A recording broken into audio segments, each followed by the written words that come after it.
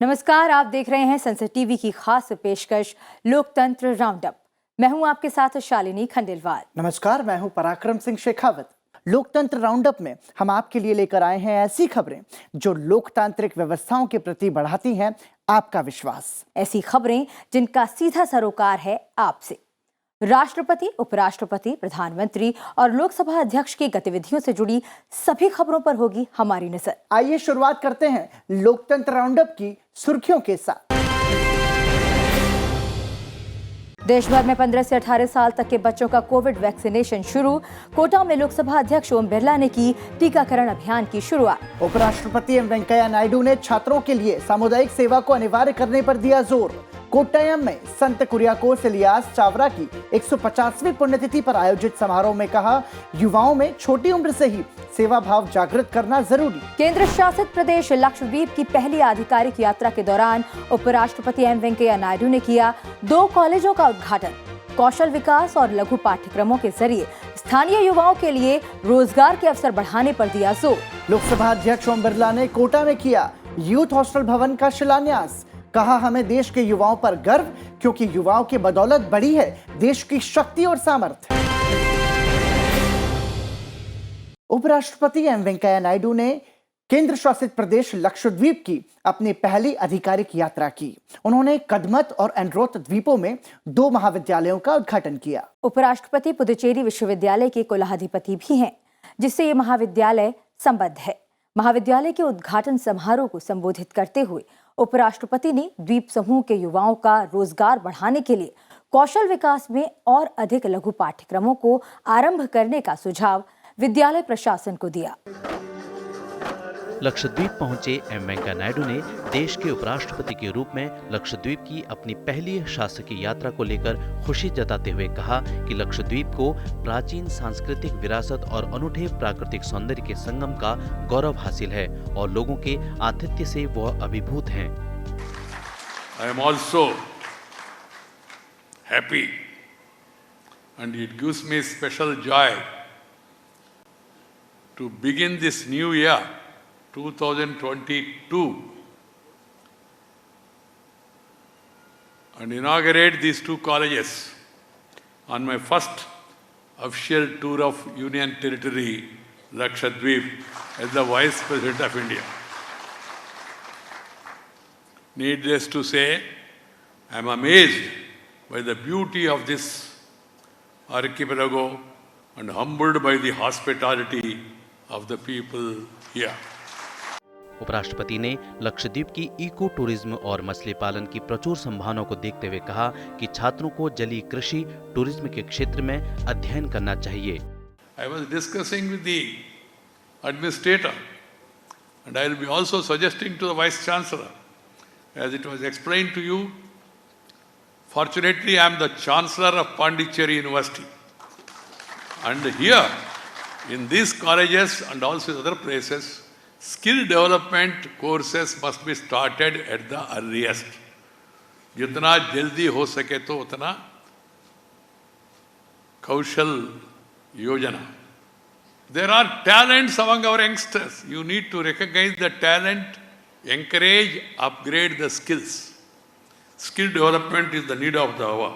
उपराष्ट्रपति ने द्वीप समूह पर सिंगल यूज प्लास्टिक पर पूर्ण प्रतिबंध लगाने पर लोगों और लक्षद्वीप के प्रशासन के संकल्प की सराहना की। उन्होंने स्वच्छ लक्षद्वीप कार्यक्रम के तहत द्वीप की उच्च स्वच्छता मानकों को जारी रखने के लिए एक जन आंदोलन चलाने की अपील की।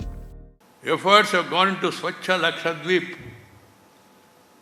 Additionally, there is a complete ban on single-use plastic, I am told. There are commendable aspects these islands and I salute the resolve of the people. स्वच्छ भारत को, स्वच्छ लक्षद्वीप को एक जन आंदोलन का रूप देना चाहिए। ये केवल सरकार का काम नहीं है, एडमिनिस्ट्रेटर का काम नहीं है, एडवाइजर का काम नहीं, ये सब हमारा काम है, हम लोगों का काम है, हमारा भविष्य के लिए। कार्यक्रम के दौरान केंद्र शासित प्रदेश के प्रशासक प्रफुल्ल पटेल, संसद सदस्य मोहम्मद फैजल, पुदुचेरी विश्वविद्यालय के कुलपति गुरमीत सिंह, वरिष्ठ अधिकारी, छात्र, शिक्षक और अन्य गणमान्य व्यक्ति भी उपस्थित थे। उपराष्ट्रपति ने कोची में डीआरडीओ की सुविधा naval physical and oceanographic laboratory में एक कार्यक्रम को संबोधित किया। आधुनिक तकनीक से लैस भारत के आईएनएस विक्रांत पर गर्व महसूस करते हुए उपराष्ट्रपति ने आईएनएस विक्रांत को तकनीक का चमत्कार बताया। साथ ही उन्होंने विमानवाहक पोत के निर्माण में भारतीय नौसेना और कोचीन शिपयार्ड लिमिटेड के बीच सहयोग की सराहना की। उपराष्ट्रपति ने कहा कि आईएनएस विक्रांत से समुद्र में हमारी रक्षा तैयारियों को मजबूती मिलेगी। उन्होंने कहा कि देश के विकास के लिए मजबूत नौसेना बहुत जरूरी है। विमानवाहक पोत का निर्माण सही दिशा में एक महत्वपूर्ण कदम है। उपराष्ट्रपति एम वेंकैया नायडू ने भारत को सभी क्षेत्रों में पूरी तरह से आत्मनिर्भर बनाने की अपील की। कोच्चि में नौसेना भौतिक और समुद्र विज्ञान प्रयोगशाला के वैज्ञानिकों और कर्मचारियों को संबोधित करते हुए उपराष्ट्रपति ने रक्षा क्षेत्र में स्वदेशी उपकरणों को बढ़ावा देने और आयात में कटौती करने की जरूरत पर जोर दिया। उन्होंने कहा कि रक्षा क्षेत्र में आत्मनिर्भरता हासिल करने के लिए हमें न केवल अनुसंधान और विकास गतिविधियों पर अधिक जोर देने की जरूरत है, बल्कि सख्त गुणवत्ता नियंत्रण के साथ जहां भी संभव और जरूरत हो निजी क्षेत्र के साझेदारी को भी अनुमति देने की जरूरत है। I am glad to note that NPOL has also built strong relationship and a network with industry for carrying out its charter of duties. The lab has been synergistically working with public sector units like Bell, Ketron and HMT and is a key provider of technologies contributing to their improved financial performance during the recent years. I am told that NPOL has also nurtured more than 100 local industries, including MSMEs and startups, for developing niche technologies for underwater surveillance systems. इस अवसर पर उपराष्ट्रपति ने toad array sonar system के विकास के लिए आवश्यक toad array integration facility की नींव रखी, जो पानी के भीतर रक्षा के लिए महत्वपूर्ण है। टोड एरे सोनार सिस्टम से समुद्र के अंदर घात लगाई बैठी पनडुब्बियों का पता लगाने के लिए नौसेना की क्षमता बढ़ने की उम्मीद है।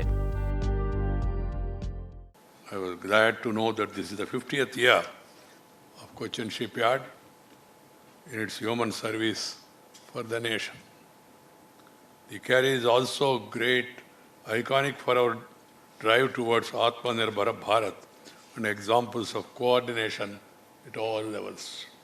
I am sure this carrier will be a major boost to our defense preparedness on the seas. A strong navy is indeed a prerequisite for the nation's growth, and the construction of the aircraft carrier is a step in the right direction. My best compliments to Cochin Shipyard Limited, Indian Navy, and all other associated with the materialization of this dream. And it was totally indigenous. That is a greatness. इस मौके पर केरल के राज्यपाल आरिफ मोहम्मद खान, केरल सरकार के उद्योग मंत्री P Rajiv, संसद सदस्य हीबी ईडन, महानिदेशक नौसेना प्रणाली और सामग्री डॉक्टर समीर वी कामत, नौसेना भौतिक और समुद्र विज्ञान प्रयोगशाला के निदेशक एस विजयन पिल्ले विशेष रूप से उपस्थित रहे। उपराष्ट्रपति एम वेंकैया नायडू ने कहा कि युवाओं को कम उम्र से ही सेवा भाव के लिए प्रेरित करना चाहिए। उन्होंने स्कूलों से कोरोना महामारी की स्थिति सामान्य होने पर छात्रों के लिए सामुदायिक सेवा को अनिवार्य बनाने का आग्रह किया। उपराष्ट्रपति ने कोट्टयम में संत कोरियोस चावरा की 150वीं वर्षगांठ पर आयोजित एक समारोह को संबोधित किया। उपराष्ट्रपति ने कहा कि महामारी के खत्म होने के बाद स्कूलों में छात्रों के लिए सेवा कार्य को अनिवार्य किया जाना चाहिए, जिससे छात्रों को सेवा के संस्कार मिलेंगे। उपराष्ट्रपति ने संत चावरा को श्रद्धांजलि दी। उन्होंने कहा कि केरल के इस प्रतिष्ठित आध्यात्मिक और सामाजिक नेता को लोग अपने जीवन काल का संत मानते थे और संत चावरा सभी दृष्टि से एक सच्चे स्वप्न प्रदर्शी थे।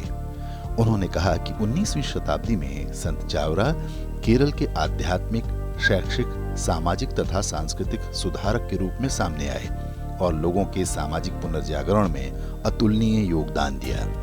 उपराष्ट्रपति ने दूरदर्शी चिंतक और सुधारक पंडित दीनदयाल उपाध्याय के अंत्योदय के दर्शन के अनुरूप सामाजिक आर्थिक व्यवस्था के साधनहीन व्यक्ति तक विकास के लाभ पहुंचाने पर बल दिया। इस अवसर पर विदेश राज्य मंत्री वी मुरलीधरन, केरल सरकार के सहकारिता और पंजीकरण मंत्री वीएन वसावन, केरल के पूर्व मुख्यमंत्री और विधानसभा सदस्य ओमन चांडी और कई गणमान्य व्यक्ति उपस्थित थे। देश भर में 15 से 18 वर्ष के किशोरों को कोविड रोधी टीके लगाने की शुरुआत की जा चुकी है।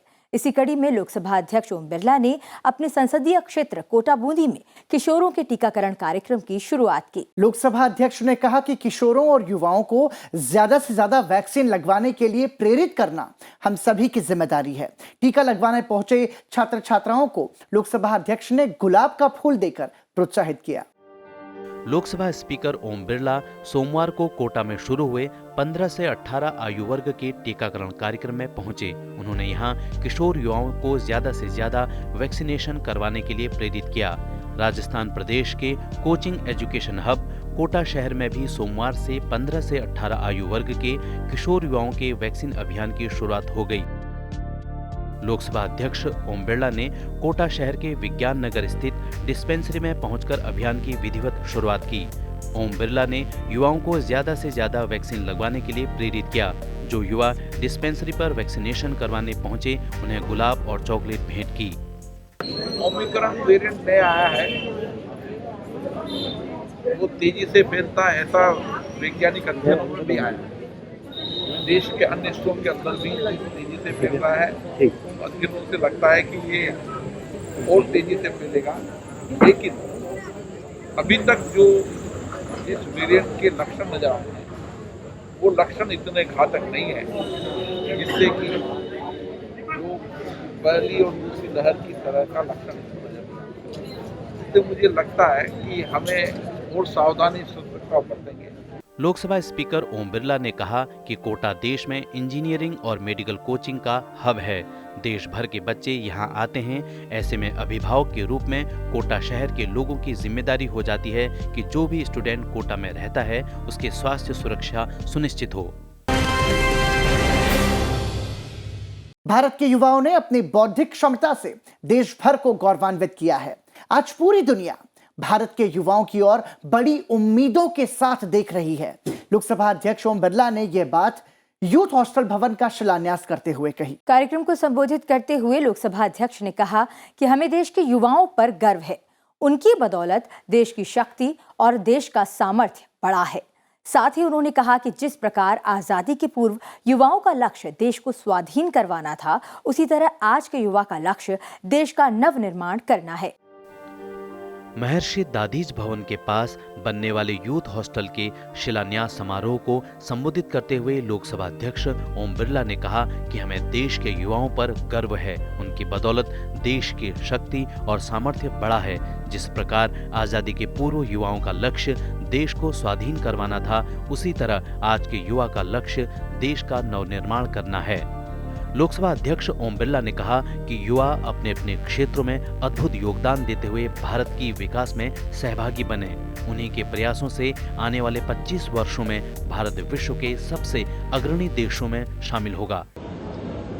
अंग्रेजों के शासन में इसी तरीके की हमारी संस्कृति और संस्कारों को समाप्त करने का काम किया गया, लेकिन इतना लंबा शासनकाल के अंदर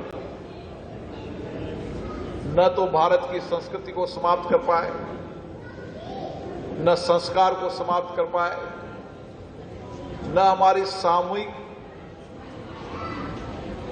के साथ संपूर्ण समाज की सेवा करने के इस धर्म को समाप्त कर पाए। यही भारत की संस्कृति है। यूथ हॉस्टल में 4 dormitory, dining hall, living room, waiting lounge, pantry और लाइब्रेरी का निर्माण करवाया जाएगा। हॉस्टल में युवकों और युवतियों के ठहरने की अलग अलग व्यवस्था होगी। हॉस्टल का निर्माण कार्य 1 वर्ष में पूरा करने का लक्ष्य रखा गया है। उपराष्ट्रपति ने केरल के एर्नाकुलम में ICAI भवन का शिलान्यास किया। इस अवसर पर उन्होंने कहा कि नियमों के अनुसार कारोबारियों का मार्गदर्शन करना सीए की एक बड़ी जिम्मेदारी है। उपराष्ट्रपति ने कहा कि आर्थिक उन्नति में चार्टर्ड अकाउंटेंट्स की भूमिका महत्वपूर्ण है। उपराष्ट्रपति ने चार्टर्ड अकाउंटेंट्स को राष्ट्र निर्माण में गौरवशाली भागीदार बताते हुए कहा कि चार्टर्ड अकाउंटेंट्स निर्णय लेने में नैतिक विकल्पों, मूल्यों और कार्यप्रणालियों का बेहतर प्रदर्शन करने के लिए प्रेरित करते हैं। उपराष्ट्रपति एम वेंकैया नायडू ने कहा कि ICAI शिक्षा के क्षेत्र में सबसे सम्मानित संस्थानों में से एक के तौर पर उभरा है। ICAI के दुनिया का दूसरा सबसे बड़ा लेखा निकाय बनने पर उपराष्ट्रपति ने इसकी सराहना करते हुए कहा, I am glad to know that the Institute of Chartered Accountants of India has completed 72 years of its glorious journey. Over these years, ICAI has been contributing to the nation's growth path with a model that defines excellence, independence, and integrity. These are the three things that are required. Indeed, with hard work and dedication of its staff and members, ICAI has emerged as one of the most respected institutions in the field of education and professional excellence. ICAI के दुनिया का दूसरा सबसे बड़ा लेखा निकाय बनने पर उपराष्ट्रपति ने इसकी सराहना करते हुए कहा कि इसकी करीब 28% सदस्य महिलाएं हैं और इसमें 42% से ज्यादा छात्राएं। उन्होंने कहा, यह एक स्वस्थ प्रवृत्ति है और इसे कायम रखा जाना चाहिए। Expectation is that the chartered accountants has to be extremely tech savvy, adaptive and receptive. I'm happy that many of our CA friends have gained expertise in new and emerging areas of practice.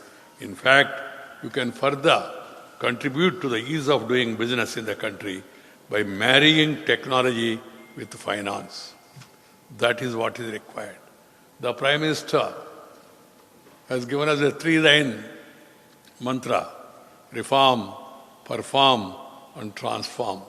उन्होंने कहा कि सरकार जब दीर्घकालिक नजरिए और पूर्ण प्रतिबद्धता के साथ काम करती है तो यह आवश्यक है कि ICAI जैसे संगठन उस सोच के अनुरूप हों। My dear friends, the chartered accountants, because of their specialized skill and training, are amongst the most sought-after professionals in the field of finance, accounting and auditing. It is commendable that the members of ICAI have earned the laurels for the profession both at the national and international level, and many of them are serving at various important positions in the government sector. Bharat की स्वतंत्रता के 75वें वर्ष के उपलक्ष्य में चल रहे आजादी का अमृत महोत्सव का उल्लेख करते हुए उपराष्ट्रपति ने सभी से इस राष्ट्रीय अभियान में शामिल होने और इसे आत्मनिर्भर भारत की भावना से प्रेरित एक जन आंदोलन बनाने की भी अपील की। लोकतंत्र राउंडअप में आज के लिए इतना ही। लेकिन जाने से पहले एक जरूरी बात, देश में कोरोना के बढ़ते मामलों को देखते हुए हम सभी के लिए ये बहुत जरूरी है कि हम सभी कोरोना के नियमों का पालन करें। संसद टीवी अपने सभी दर्शकों से अपील करता है कि जिन लोगों ने अब तक भी कोरोना वैक्सीन नहीं लगवाई है वो अपना वैक्सीनेशन जरूर पूरा करें और कोरोना प्रोटोकॉल का जो पालन है वो हम सभी करते रहें। ये सभी की सेहत के लिए जरूरी है। लोकतंत्र राउंडअप में मुझे और शालिनी को दीजिए इजाजत। नमस्कार।